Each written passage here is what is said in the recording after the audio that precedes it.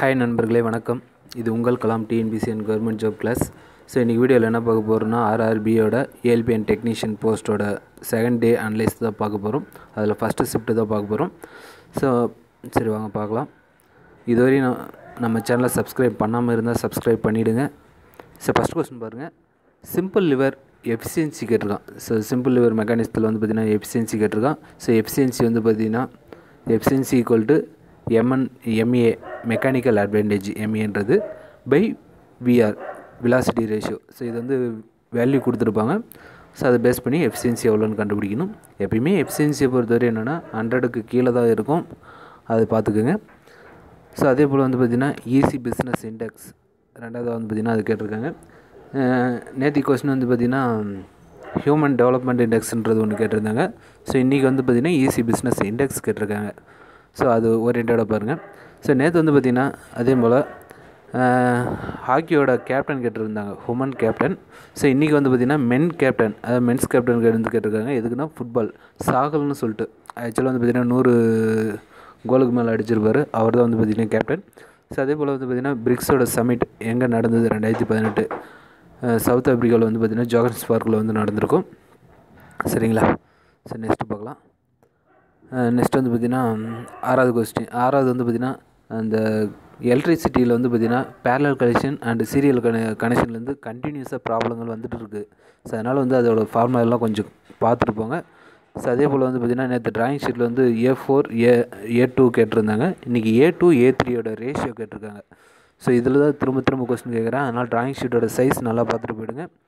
So next வந்து பார்த்திங்கன்னா EMFன்னு சொல்லிட்டு எலக்ட்ரோ மேக்னெட்டிக் ஃபோர்ஸை பேஸ் பண்ணி அந்த வார்த்தையை பேஸ் பண்ணி கேட்டிருக்காங்க. ஸோ நெக்ஸ்ட் வந்து பார்த்திங்கன்னா பெசிஃபிக் ஹீட்டோட டைமென்ஷன் என்னன்னு கேட்டிருக்காங்க.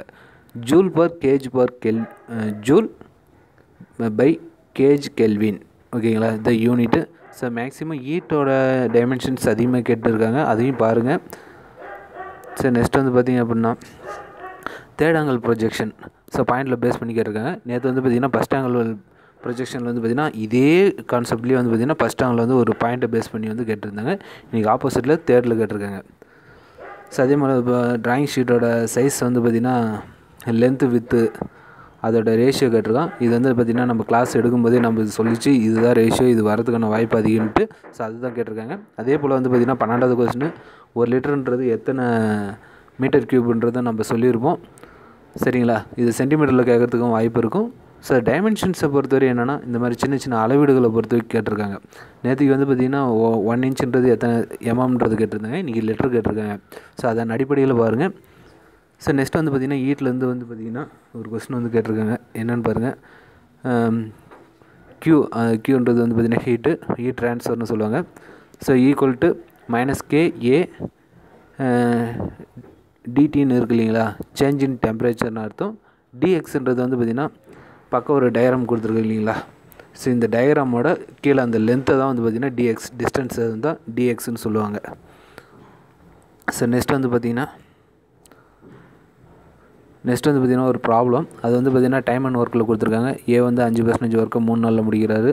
B வந்து பாதி ஒர்க்கை வந்து பார்த்திங்கன்னா 18 நாள்லையும், C வந்து கால் பங்கு ஒர்க்கை வந்து பார்த்திங்கன்னா 12 நாள்லையும் முடிக்கிறார். அப்போ 3 பேரும் சேர்ந்து செஞ்சால் எத்தனை நாளில் முடிப்பாங்க?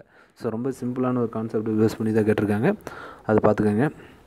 ஸோ நேற்றுக்கே அதுலேருந்து கேட்டிருந்தாங்க, டைம் அண்ட் ஒர்க்லேருந்து இன்றைக்கி கேட்டு இருக்காங்க. ஸோ நெக்ஸ்ட் வந்து பார்த்திங்கன்னா எல்சிஎம்லேருந்து ஒரு கொஸ்டின் கேட்டிருக்காங்க. எல்சிஎம் கொடுத்துருக்காங்க, HF கொடுத்துருக்காங்க. ஸோ இதில் வந்து பார்த்திங்கன்னா இரு எண்களின் கூட்டுத்தொகை என்னென்னு தான் கேட்டிருக்காங்க. ஸோ நம்ம எப்பயுமே வந்து பார்த்திங்கன்னா ஃபார்முலா பெருக்குத்தொகை தான் இருக்கும். இது வந்து சிம்பிள் லாஜிக் தான்.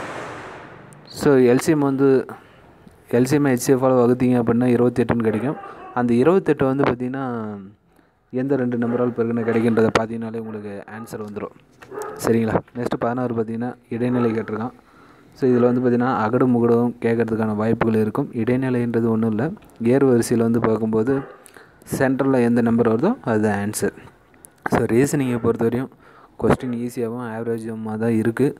ரொம்ப டஃப்லாம் கிடையாது, நீங்கள் பண்ணக்கூடிய அளவு தான். ஏன்னா coding, decoding, classifications, blood relations, so இது எல்லாமே வந்து பார்த்திங்கன்னா ரொம்ப ஆவரேஜாக தான் இருக்குது, ரொம்ப சிம்பிளாக தான் இருக்குது. ஸோ அது மாதிரி பாருங்கள். ஸோ நெக்ஸ்ட் வந்து பார்த்திங்கன்னா airport authority of India. So அதில் வந்து பார்த்திங்கன்னா ஒரு ஸ்கீம் ஒன்று பண்ணியிருப்பாங்க சமீர்னு சொல்லிட்டு, அது என்ன ஸ்கீம்னு சொல்லி கேட்டிருந்தாங்க. ஸோ அது பாருங்கள், மேக்ஸிமம் ஸ்கீம்ஸ் ஓரியன்டாக இருக்குது. அதே போல் வந்து பார்த்திங்கன்னா எலக்ட்ரிசிட்டி பேஸ்டில் வந்து பார்த்திங்கன்னா நிறைய ப்ராப்ளங்கள் கேட்குறான். அதில் தான் வந்து கேட்டுக்கிறாங்க. 19 பார்த்திங்கன்னா தெரியும். ஸோ V=IR அந்த ப்ராப்ளத்தை பேஸ் பண்ணி, அந்த ஃபார்முலா பேஸ் பண்ணி என்னென்னா சம்ஸ் வந்துட்டு இருக்குது. ஸோ நெக்ஸ்ட் லெவலில் ஒர்க் =VIT அந்த மாதிரின்ற மாதிரிலாம் வரும் ப்ராப்ளம். ஸோ அதெல்லாம் கொஞ்சம் பார்த்துக்கோங்க. ஸோ அதே போல் வந்து பார்த்திங்கன்னா பாலிட்டியை பொறுத்தவரையும் நேற்று வந்து பார்த்திங்கன்னா என்ன கேட்டிருந்தாங்கன்னா ஆர்டிகல் 18 கேட்டிருந்தாங்க. ஸோ 368 கேட்டிருந்தாங்க.